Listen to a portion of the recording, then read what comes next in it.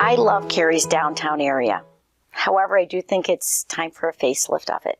I think that that's your biggest hub, that it gets people, if people want to come here, if you've got developers that want to come here, they want to look at the vibrancy of your downtown. I think that we've gotten some great restaurants down there, some great activities, added some new things, brushes in there. We've got yoga in there. So we've got a lot of exciting things happening down there. Great photographer down there, insurance agents, lots of different things. But we want to keep that growing because, again, that is central to what you want to do when you're developing a community is to have a strong and vibrant downtown. The other thing is that for anyone that's looked, we do have plans that are already approved. We've had some community outreach and had some great people come in and give us some feedback on that for different things that could help with streetscaping down there. And we are currently, the village is currently looking at grant opportunities. That's something that the village has been very successful. We have a great staff that has done a great job with garnering grants for things like this.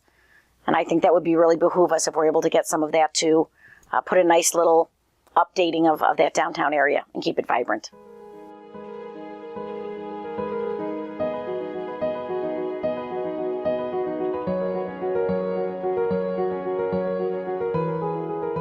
Anytime someone wants to come to our village, whether it's to expand their business or create a new business, we have a responsibility to listen to them and to see whether or not it's something that will meet the needs of our village. We have a comprehensive plan that kind of talks about some of the needs that we're looking for. That was compiled by over 1,000 residents and just as a roadmap, as a guide for us. So I think that as a trustee, it's important that we take each one of those opportunities and evaluate them to see whether or not they can meet the needs of our village. Make sure that they're sustainable, that they're not going to hamper the village, that they're going to garner, whether it be additional revenues for us via sales tax, via property tax, whatever it may be. We need to make sure that that would be a good fit for our village.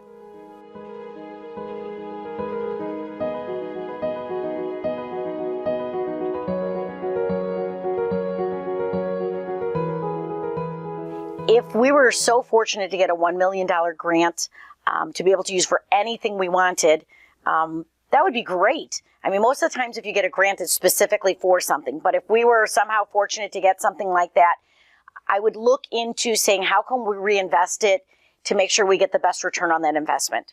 So the first thing that comes to mind is going down and working on that downtown area, making it, and as you entryway into our village, that it looks like a very welcoming community, vibrant, up to date, and invested in that manner. Any extra funds I'd say let's make sure that we put that and invest it into something that can grow for us and help us with future opportunities. Perhaps it's new businesses that are coming in that we could have something in our toolbox to offer them some incentives. You know, we are a non-home rule, so we can't do some of the taxation that other communities can. We need to come up with things in our toolbox that will be incentives for enticing businesses to come to our town and opportunities to come to our town. So I would be absolutely thrilled if we had that, and I think we could spend it wisely. So anyone that wants to give us money, we're ready.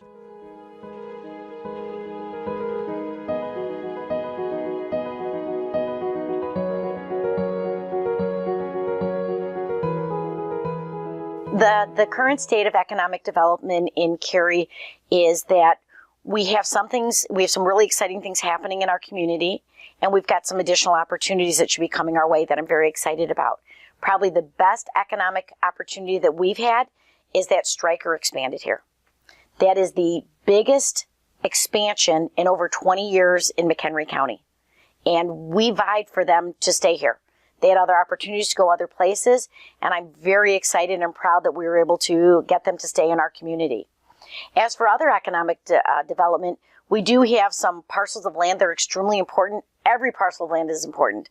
We want to make sure that they're developed properly so that we can get the best return on that development, that we can generate sales tax revenue, that we can make sure that we're offering opportunities for our residents, things that they want to see, that want to have something local, but are also going to help with our tax base. So I look at that as if it's two-folded. You know, you've got to have, it's more than this, it's three-folded. You've got to have a willing seller, you've got to have a willing buyer, you've got to have something that meets the needs of our community. And that can be assessed by, again, going back to that comprehensive plan, reaching out to our residents, finding out what they think about it, and seeing if it will generate the revenue that we're looking to get within our community.